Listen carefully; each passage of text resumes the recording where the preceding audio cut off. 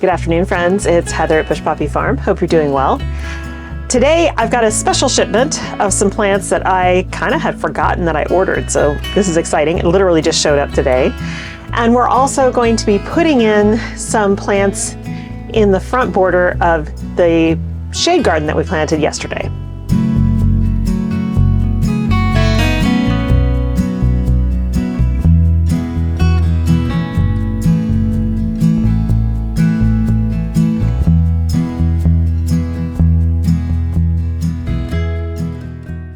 So I got a box today on the porch from Renee's garden. I forgot that I ordered these and I'm super excited. These are for the house. These are just for us to enjoy. They won't be good for cut flowers or anything like that. It is scented geraniums and they were sold in sets of 3, like a trio of different scents.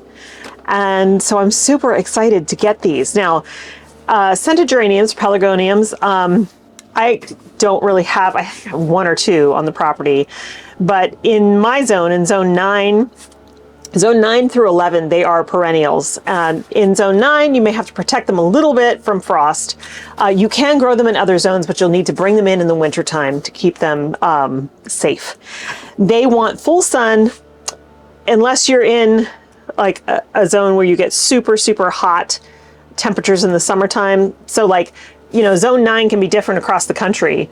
In Florida, zone 9 means temperatures in the 90s, but here zone 9 means temperatures in the hundreds, 110, sometimes 112. And so they want full sun, but if you live in a place where you get the super, super hot afternoon temperatures, you're gonna wanna have a little bit of shade for them in the afternoon. But for the most part, they want full sun. They also, they do generally have a few little flowers, but they're tiny. They're really known for their scent, their foliage, and sometimes the foliage is really pretty as well. And so they have little scent glands at the base of the leaves that if you are rubbed or crushed, that releases the scent. And so they're really lovely to have close to you if you're going to plant them.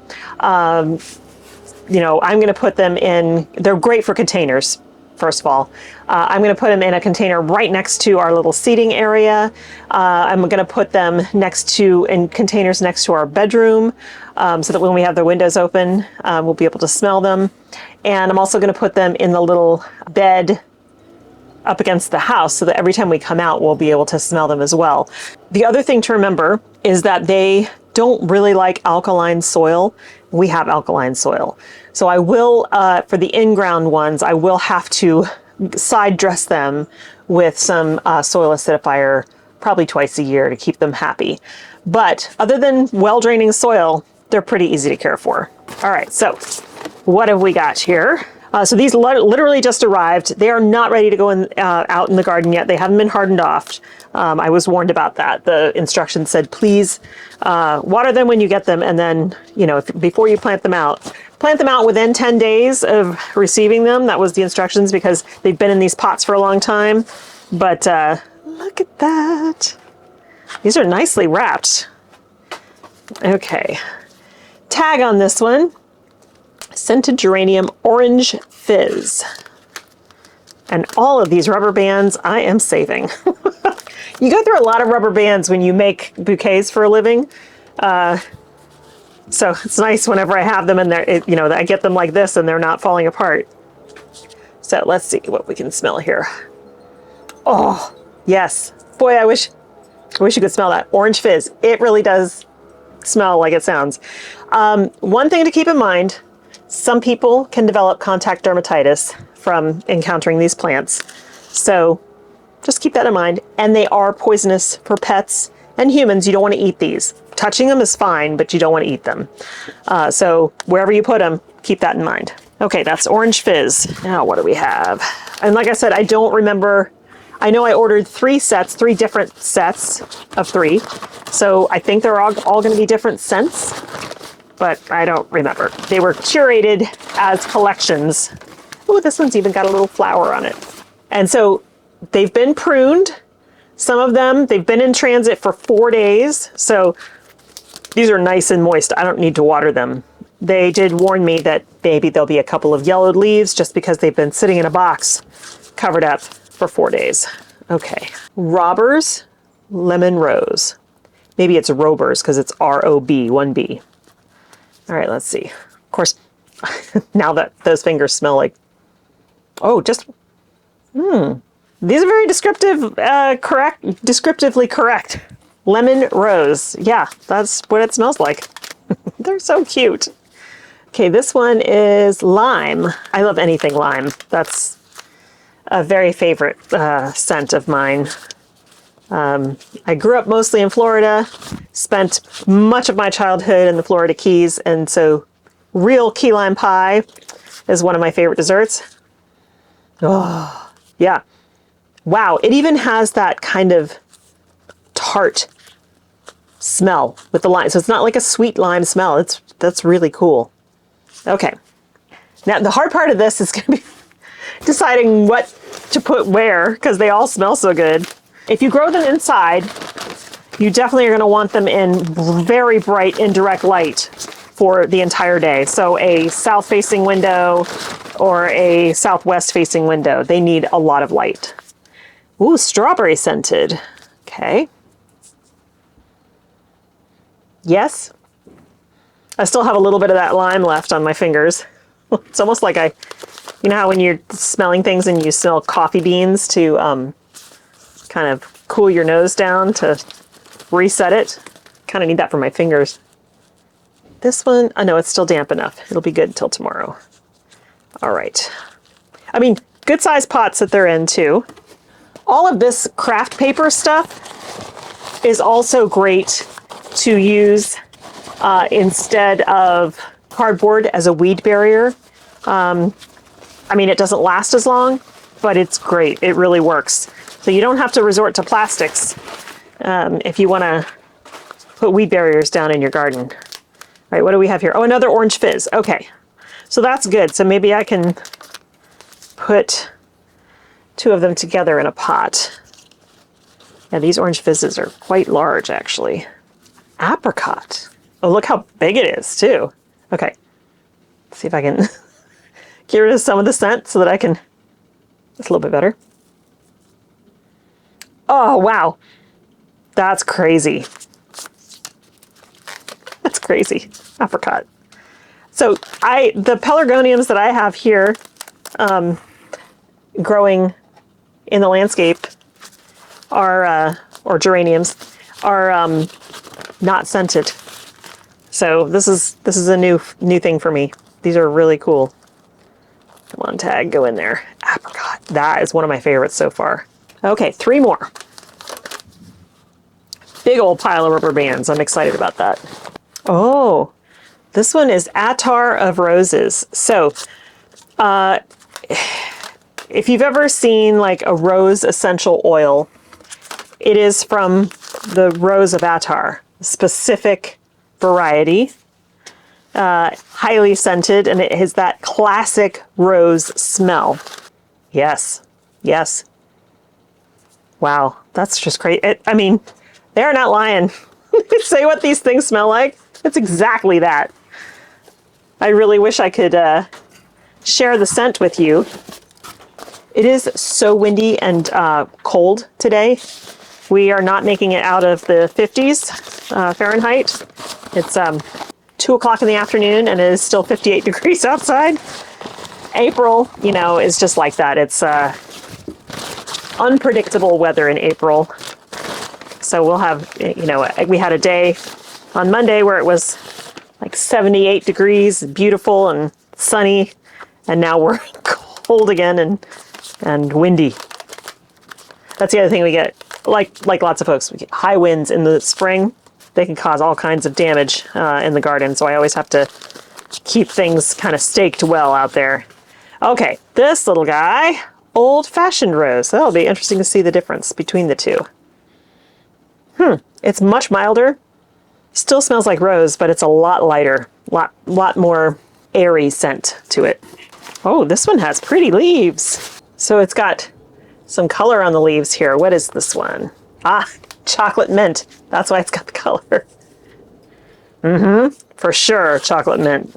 Chocolate mint is one of my favorites to grow as well. I love that smell. So here they are, 9 of them, so pretty. Now these guys get about 2 feet tall and between 1.5 to 2 feet wide. So I'm keeping that in mind when I plant them, but they will not be ready for planting for at least, I don't know, 4 or 5 days. First of all, it's going to be chilly for the next week, so they need more water. We'll keep them in here and then I'll start hardening them off. They'll need about 3 days to harden off and then we can put them in containers and into the landscape. Okay, so what's next?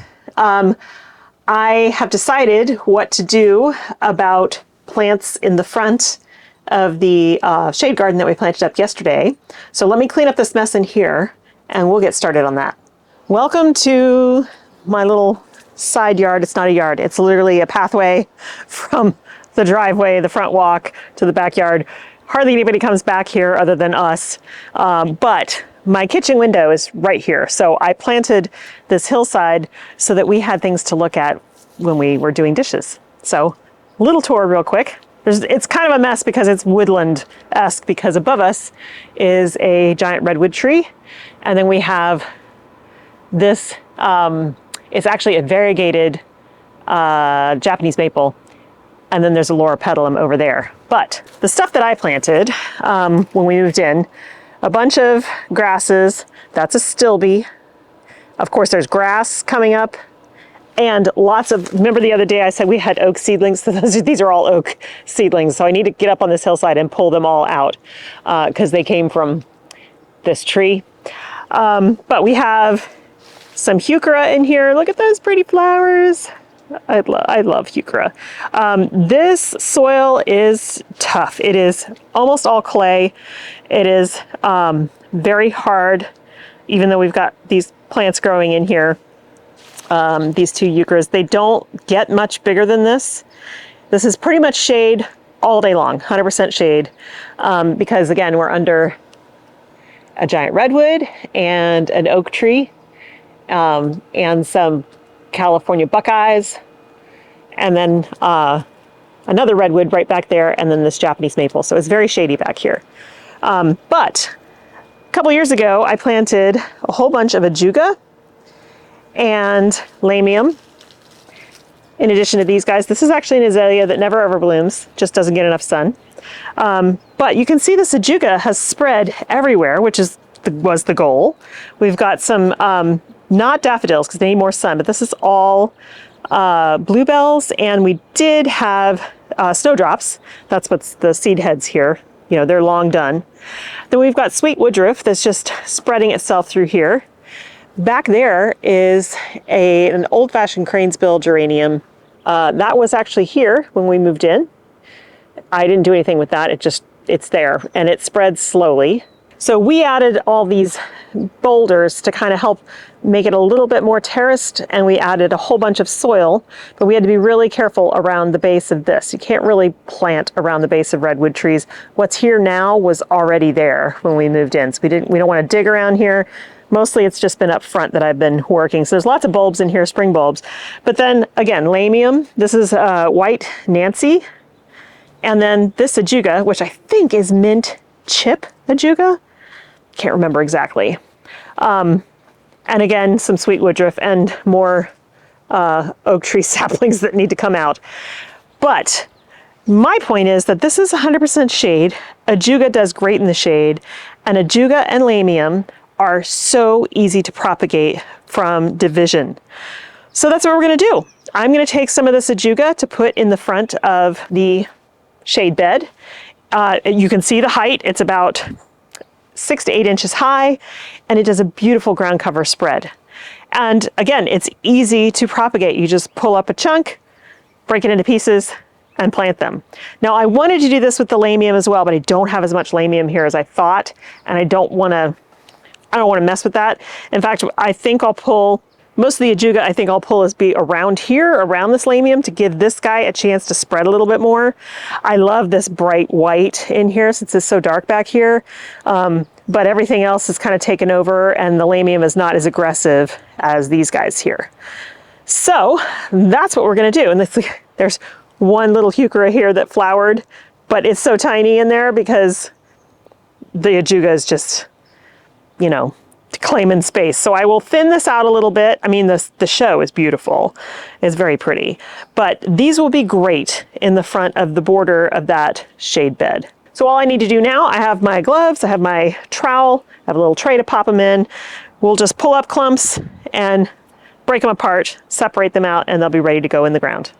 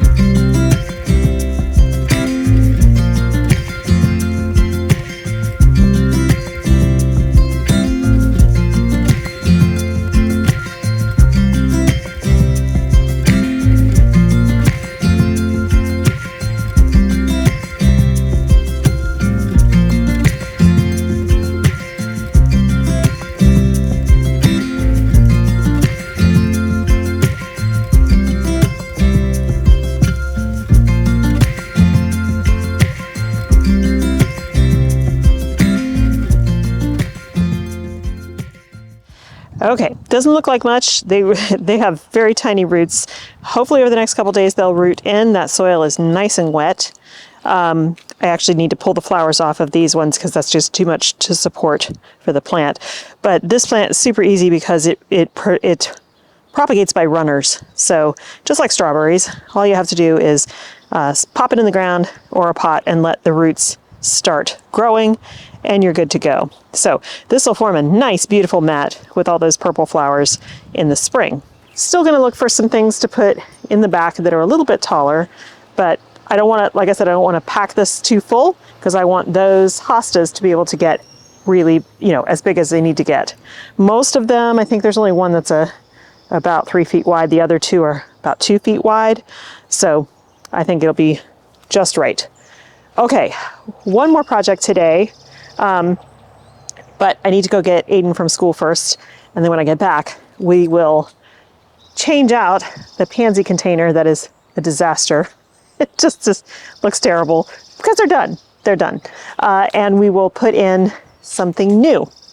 Final project of the day is this tower.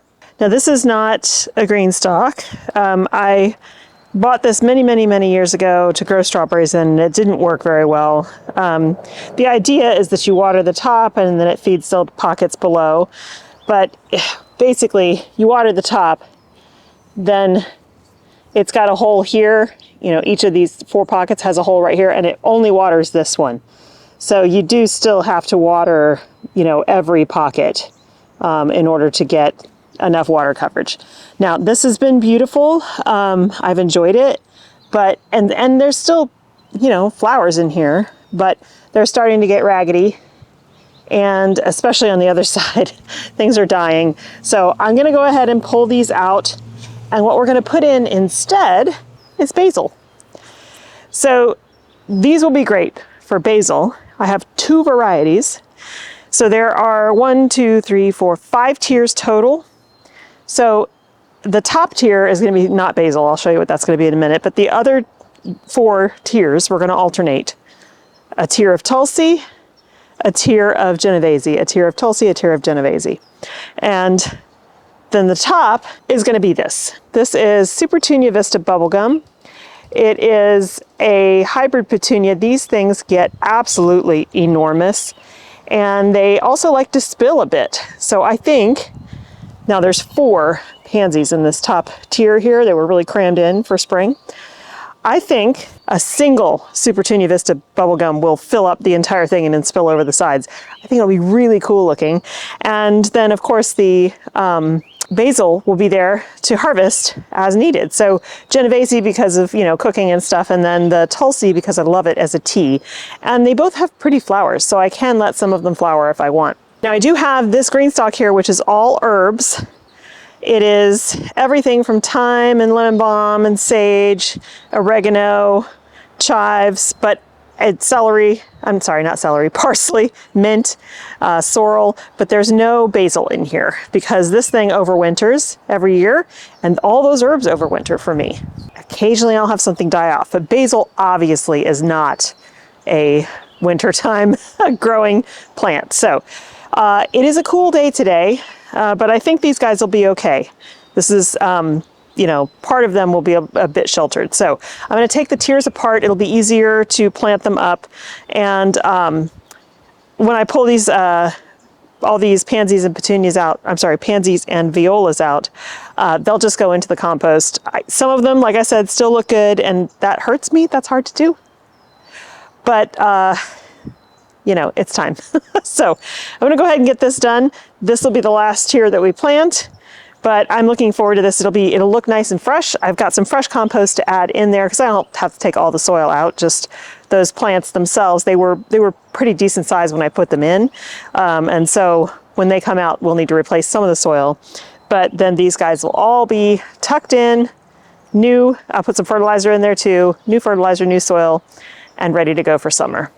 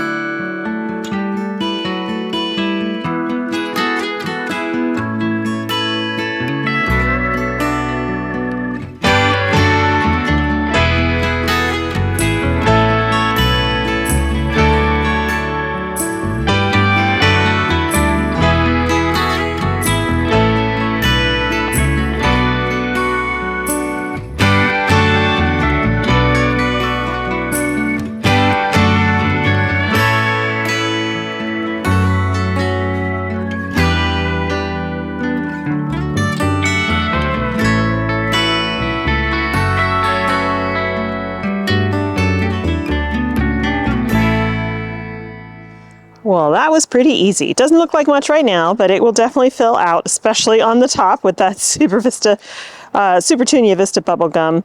But the basil is in. It's been watered. It looks good, and I'm actually glad that I did that because there was a lot of slugs in there.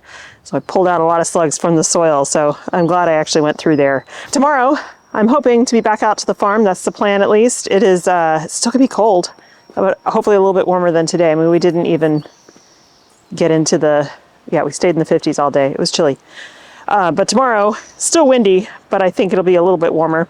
Anyway, I want to really get going out there and try to get as much done in that upper bed section so we can start focusing on the lower end, because I do want to, in the next 2 weeks, get the dahlias planted, and that bed needs to be forked and fresh compost added because it's pretty hard right now because it's got that crappy soil in it. All right, thanks so much for hanging out with me today, you guys. I hope you have a wonderful time in your garden, and I will see you in the next one. Bye.